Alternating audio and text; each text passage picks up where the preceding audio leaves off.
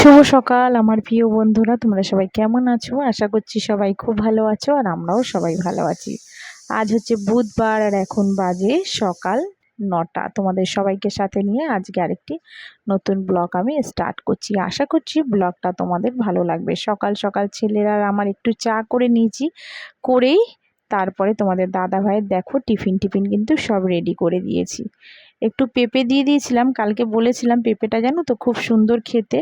তোমাদের দাদাভাই বললো ঠিক আছে কালকে তাহলে আমাকে একটু দিয়ে দিও, আমি ওই টিফিনে খেয়ে নেবো। তা সেটাই রেডি টেডি করে দিয়েছি। এদিকে ছেলেকেও কিন্তু স্কুলের জন্য রেডি করে খাইয়ে দাইয়ে একদম দুজনে যখন বেরিয়ে গেল, তারপরে আমি কালকে যে তোমার কচুর শাকটা এনেছিলাম না, সেটা কিন্তু ধুতে অনেকটাই সময় লেগেছিল। তা সেটা ভালো করে ধুয়ে ভাবলাম আগে এটা সিদ্ধ হতেও তো টাইম লাগে, তাই তোমার একদম কড়াইতে একটু নুন হলুদ দিয়ে সিদ্ধ বসিয়ে দিয়ে সোজা চলে গেলাম ঘরে।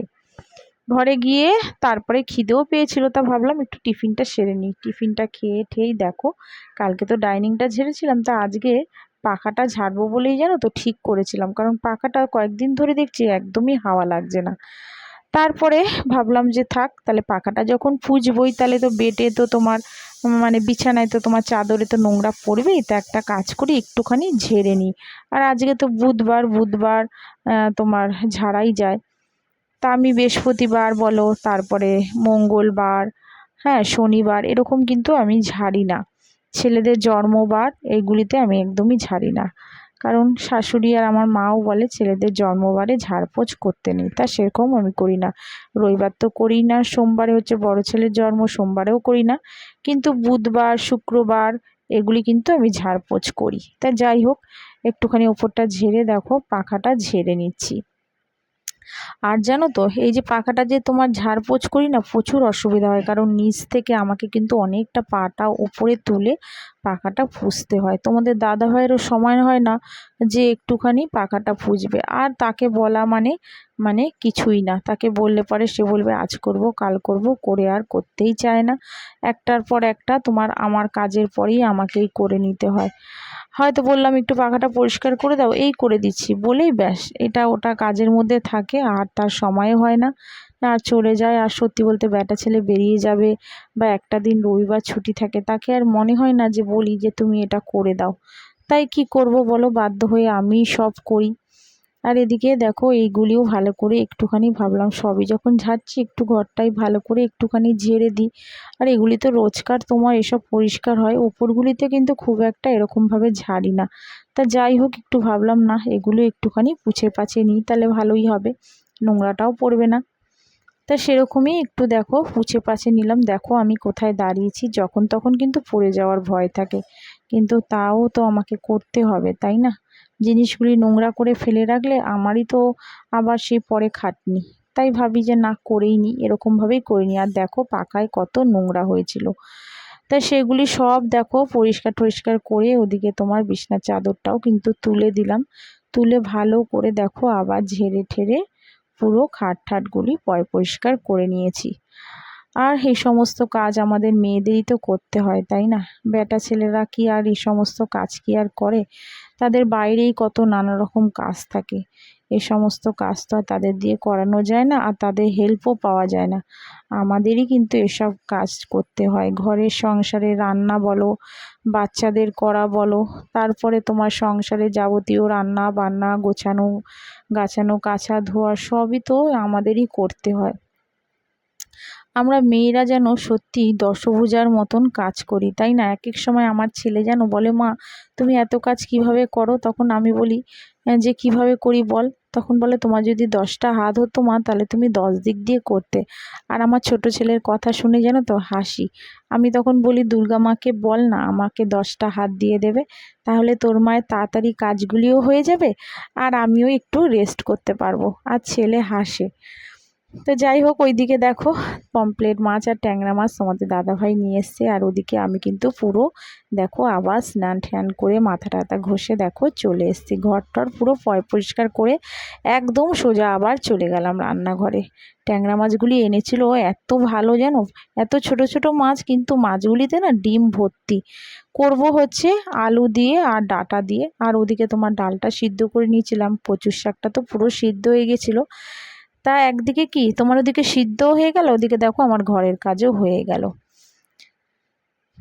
আজকে করব হচ্ছে কচুর শাকটা তোমার ছোলা দিয়ে আর একটু নারকেল দিয়ে, আর এদিকে একটু কালো জিরে ফোড়ন দিয়ে আলু আর ডাঁটা দিয়ে ট্যাংরা মাছের করব ঝোল।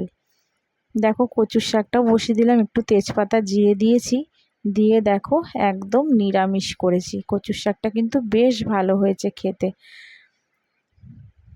দেখো ভালো করে একটুখানি নাড়িয়ে একটু হলুদ দিয়েছিলাম আর একটু নুন মিষ্টি, আর নামানোর সময় একটু গরম মশলা দিয়ে দিয়েছিলাম। আর এদিকে ট্যাংরা মাছটাও দেখো একটু কষিয়ে নিচ্ছি, একটু নুন হলুদ একটু তোমার দিয়েছিলাম হচ্ছে লঙ্কার গুঁড়ো দিয়ে। দেখো পুরো রেডি, সমস্ত রান্না বান্না আমার কিন্তু হয়ে গেছে। কচুর শাক, ওদিকে তোমার পেঁয়াজের ডালটা করেছিলাম, আর হচ্ছে তোমার এদিকে তো ভাত, আর করেছিলাম একটু মুসুরির ডালের পেঁয়াজি। তা ওই পেঁয়াজি কিন্তু ছেলে দুবার তিনবার নিয়ে কিন্তু খাওয়া হয়ে গেছে। রান্না বান্না সারার পরে একটু খেয়ে দিয়ে আমি একটু রেস্ট নিয়েই চলে এসেছি। দেখো এই গাছগুলি আবার কিনে নিয়ে এসেছিলাম আগের দিনকা, মানে যেদিনকা আমি বাজারে গেছিলাম তোমাদের বললাম না শ্যাম্পু কিনতে গেছিলাম, তা সেদিনকা গাছগুলি কিনে নিয়ে এসেছি। তা তোমাদের সেদিন আর দেখাইনি, আজকে দেখাবো বলেই আর সেদিন দেখাইনি।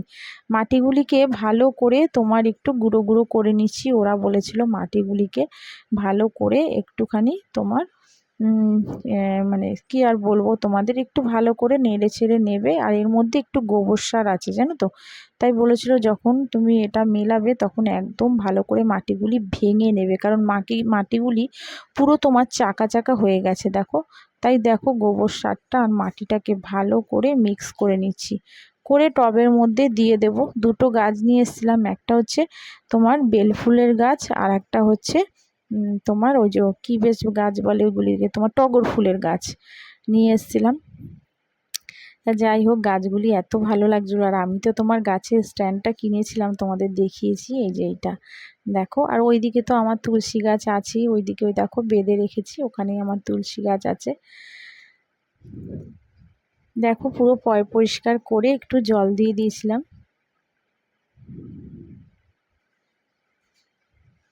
আর এদিকে সন্ধ্যার পরে ছেলে তো চলে এসেছিল, খাওয়া দাওয়া করে একটু রেস্ট নিয়ে তারপর টিভি দেখছিল, বললো মা আমাকে একটু কেক দাও। তা আগের দিনে যে কেকটা নিয়ে এসেছিলাম সেটা দেখো ওকে দিয়ে দিলাম।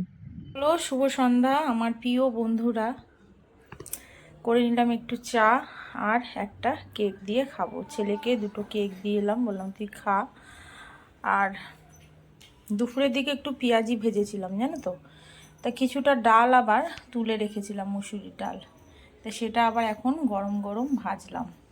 ছোটো ছেলে বলছে যে মা একটু মুড়ি মাখা খাবো, তাই আমি ভাবলাম তা ভালোই হলো, তাহলে পেঁয়াজিগুলিও ভেজে নিই। তাই দেখো পেঁয়াজিগুলি একটু ভাজলাম, আর একটু চানাচুর বাদাম আর পেঁয়াজ আর নিয়ে নিয়েছি সাথে মুড়িটা দিয়ে এখন মাখবো, মেখে ওকে একটু দেব আর আমি খাবো। শাশুড়ি নেই, শাশুড়ি গেছে ওনার মেয়ের বাড়িতে, হয়তো রাত্রের দিকে আসবে।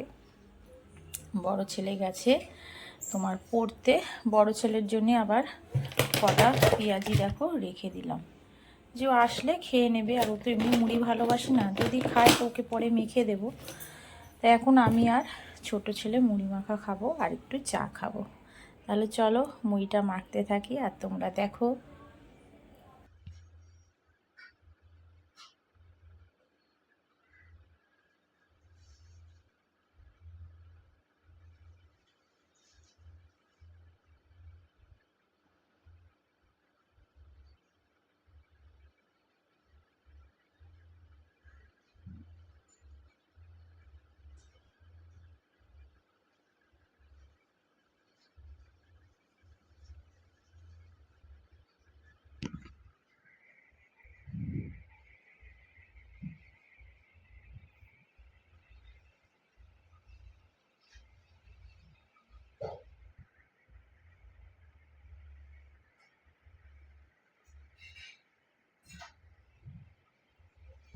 মুড়িগুলিও দেখো ভালো করে এবার একটু চানাচুর বাদাম আর একটু বড়া দিয়ে দিলাম, মানে পেঁয়াজি দিয়ে ভালো করে একটু মেখে ছেলে আর আমি খেয়ে নিয়েছি। তাহলে চলো বন্ধুরা, আজকের মতন ব্লগটা এখানেই শেষ করছি। তোমরা সবাই ভালো থেকো, সুস্থ থেকো। আবার দেখা হচ্ছে আগামীকাল আরেকটি নতুন ব্লগের সাথে। আর যদি আমার ব্লগটা ভালো লেগে থাকে তো প্লিজ একটা আমার চ্যানেলে সাবস্ক্রাইব করে আমার পাশে থাকতে পারো।